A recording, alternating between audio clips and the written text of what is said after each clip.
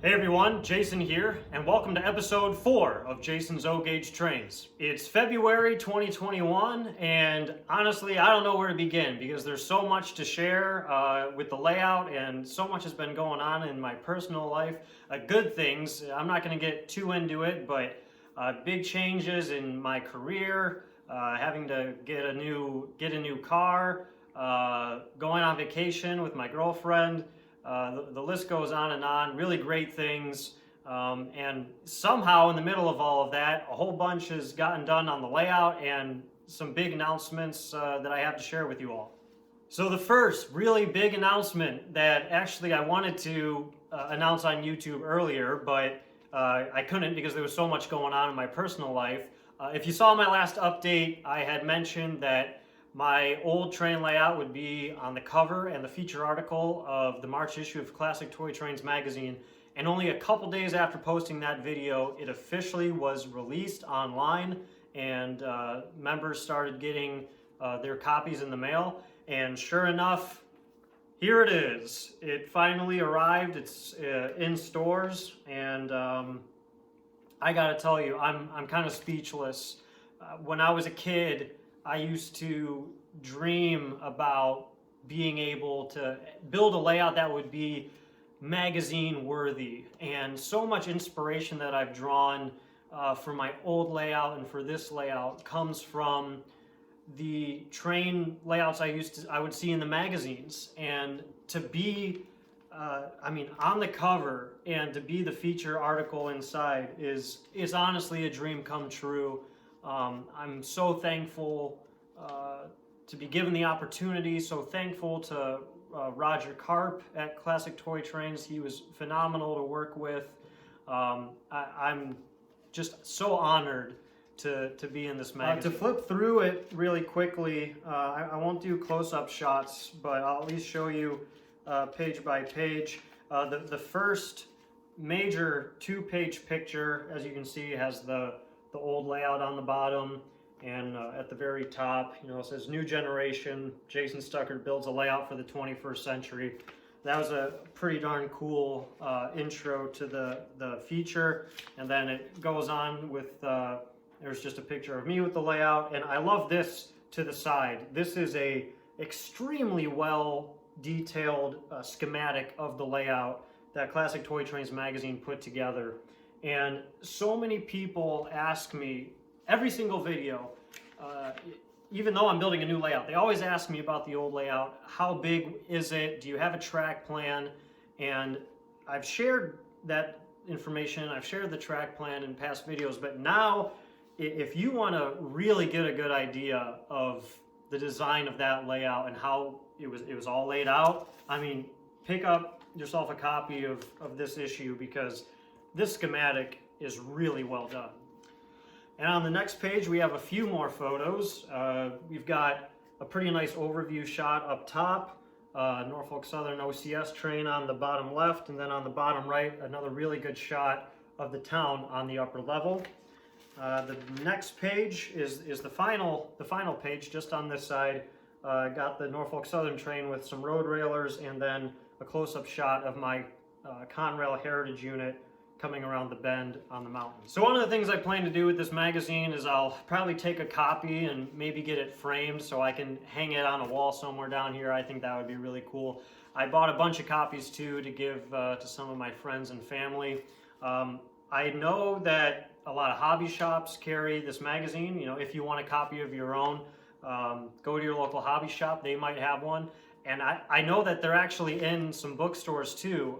My best friend, Josh, is up in Minneapolis right now, and he went to a Barnes & Noble up there, and they carried it. Like, that just was kind of crazy to me that, a magazine that's featuring my train layout is in Barnes & Noble. That was really cool. The next big announcement is that I hit the 7,000 subscriber mark recently. So I want to say a big thanks to everyone who's recently subscribed to the channel, everyone who's been following me for years.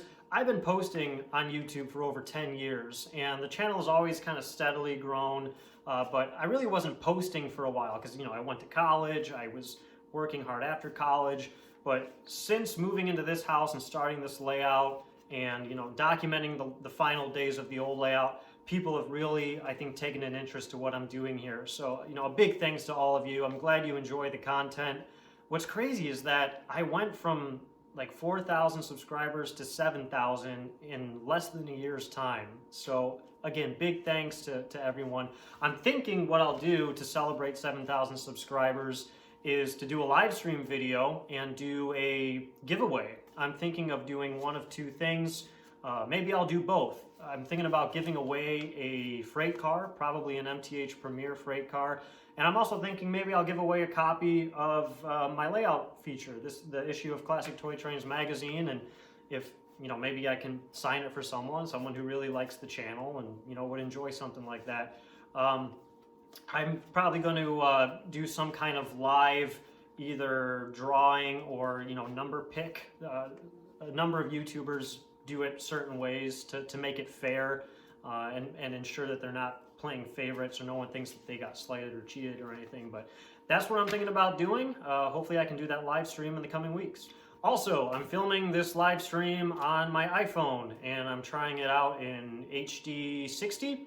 I did a little test video a few days ago and just to see what people thought. I've since deleted that video, but people seem to think it made a big difference. So hopefully the video quality is a lot better than what we're used to seeing. I also wanted to say that there's a lot of great upcoming videos in the pipeline. Besides this big layout update, I'm going to start kind of a blog series of some shorter episodes. That'll be the next video. I'm doing an unboxing of some trains that I received.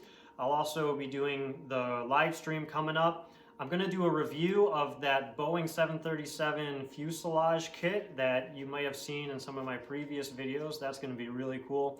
I still want to do a review of the new MTH Premier Restoration Big Boy. Even though there's some reviews out there, I mean, who's going to complain about seeing another Big Boy review and to see a Big Boy in action? So that'll be really cool.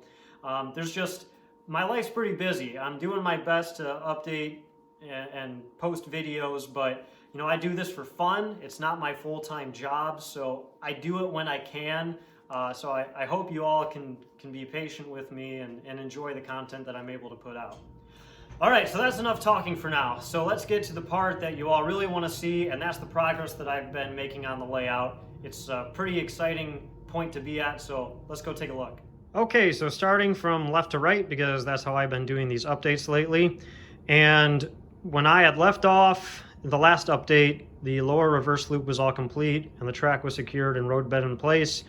And I'm pleased to report in this update, if I pan to the right, the first loop of track is totally installed, up and running, fully operational.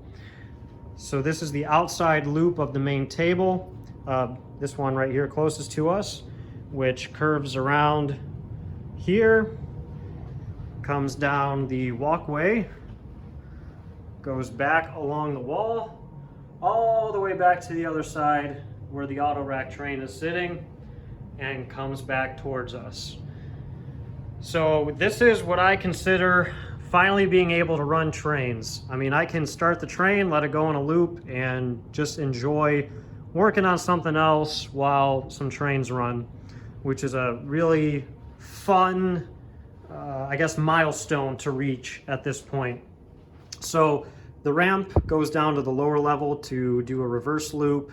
There's a passing siding down there, and there's a storage siding as well. But coming around from the back wall, the curve here is 090. The ramp down is 090. This is 080, or yeah, 081, then 072 on the inside. And if we come down here, the front stretch of this layout should look pretty similar to the old layout, at least with, having the crossover here on the front. The difference between this and the old layout is now to get to the inside track, the crossovers are towards the front of the layout. One there and one here, all Atlas number 5s. So all of the interchanging will take place at the front of the layout. Also, compared to the old layout, I spaced out these two number 5 switches because I do intend for there to be a road coming through here. This will be where a railroad crossing is set up in the future. And if we come this way, this is actually my first piece of Atlas Flex Track that I've ever installed. There's one piece there, and then there's another piece right here. It comes out to be about an 0.99 curve. I could have used sectional track here. I definitely would have had to cut a piece because it's a very unique angle to get from here to, you know, this angled piece right here. So for me, it was easier to just go with Atlas Flex Track. And I know there's people probably already madly typing in the comments, Atlas Flex Track is crap, it's impossible to work with, you can't do it, and, you know, forget about it. Well, yes and no. Most people who have the most frustration with Atlas Flex Track are using it for the wrong reasons. They think they're going to use it to make an 0.72 curve, and they're going to build their whole layout with Atlas Flex Track. That's not what it's meant for. If you want tight curves, buy their sectional track. This is really only meant for, you know, 0.100 and wider. But even then, I installed this myself. You know, just me. I put the cork road bed down to where I wanted it, and then, you know, I nailed in the straight piece where it starts, then transitions. I used every single hole in the track. I use nails, by the way. I don't use screws, and I don't use the Atlas screws. You can if you want, but for me, those Atlas screws are, you risk over torquing them and breaking the ties. So I go with these. They're number 18 3/4 inch wire nails. They have, and I can peel them up with a screwdriver if I need to, or pull them up. Anyway, that's an Atlas Flex Track piece there, and then another one right here. And I think it looks really good. If I take a look this way, I love this shot, especially when the trains come around the bend. This is going to be a video and photo shoot opportunity that I think is going to look really good down the road. Okay, moving on. This switch will eventually lead to the ramp up to the top level. Coming over here, we go back to 0.90 curve, the straight section. Then this is 0.81 with an 0.72 curved switch snuck into the middle of it. And then all the way back down to the other side. This switch is what will lead to the peninsula, which is where the roundhouse and turntable is going to be, as well as diesel engine facility. And then back this way is where the intermodal facility will be. I'll be able to park some of my intermodal equipment there. And as you can see on the bottom, I've got the big boy parked there right now.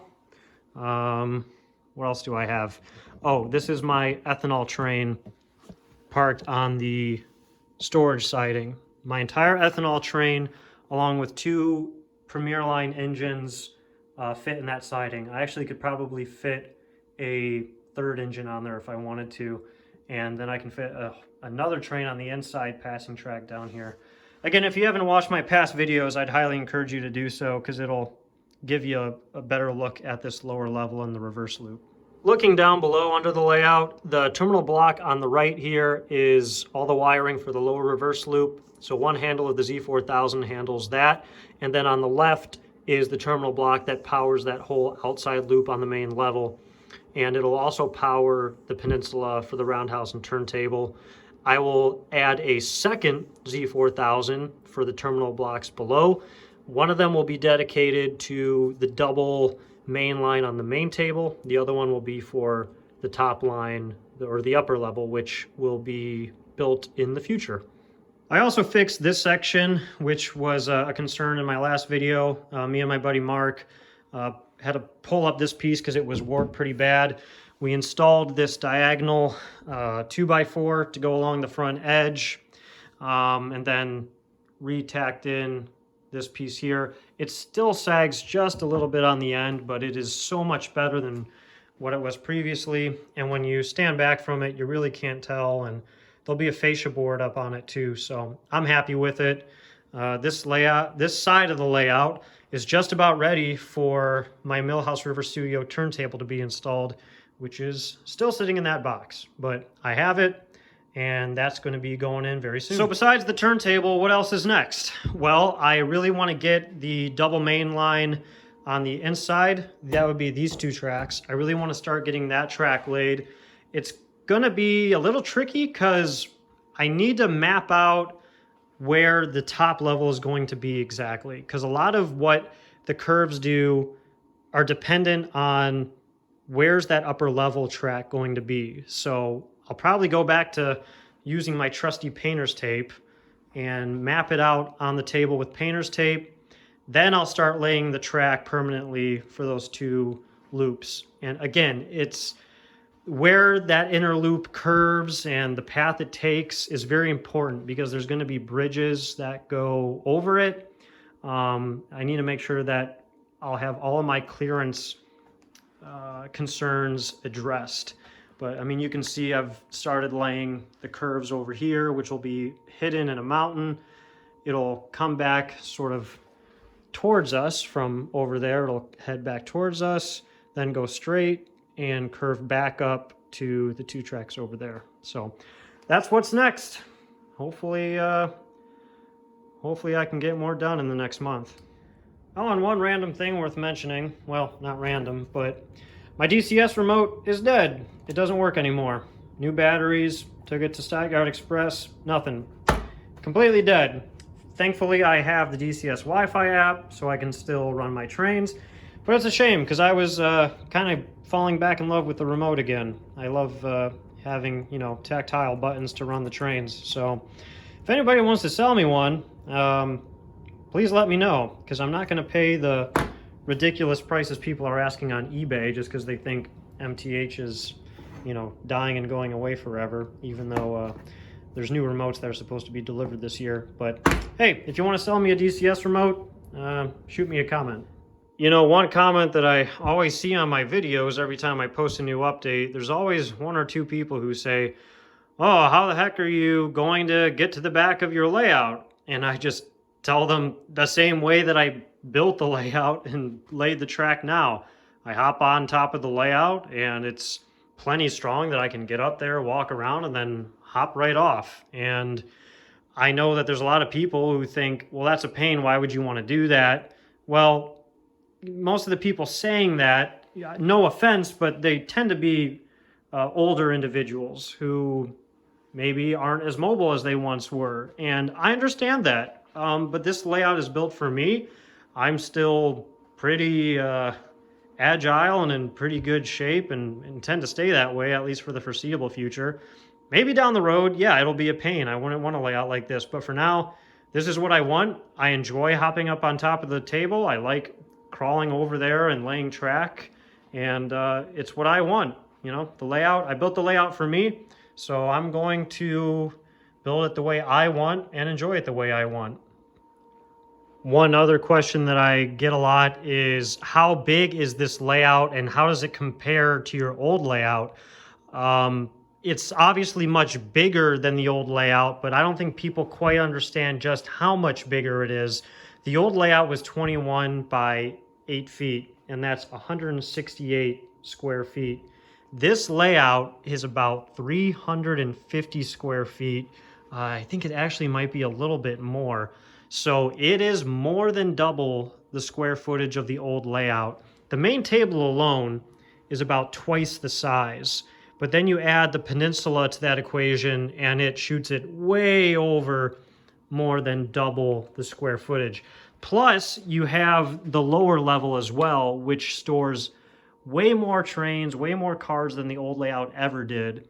So really, this layout is so much larger than the old one. You might not be able to tell on the video, and it is following a somewhat similar design, but I assure you it is much larger than the old layout. And I almost forgot that I do have some new items to show you. It's kind of ironic because in my last update I had mentioned that I really wasn't focusing on buying new cars and rolling stock, that I was focused on building the layout. So what did I do? Well, I went out and bought a bunch of coal cars.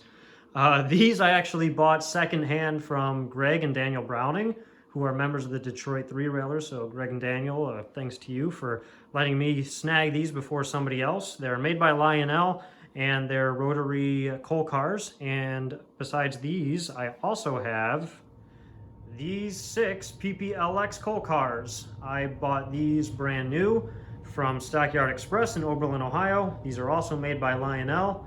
And in addition to these, there's even more coal cars at Stockyard Express that I have to pick up. So you're going to be seeing a lot of these new ones added to the layout in coming videos, but I don't have many coal cars as it is, so I'm going to have quite a few coal trains that I can run in the future.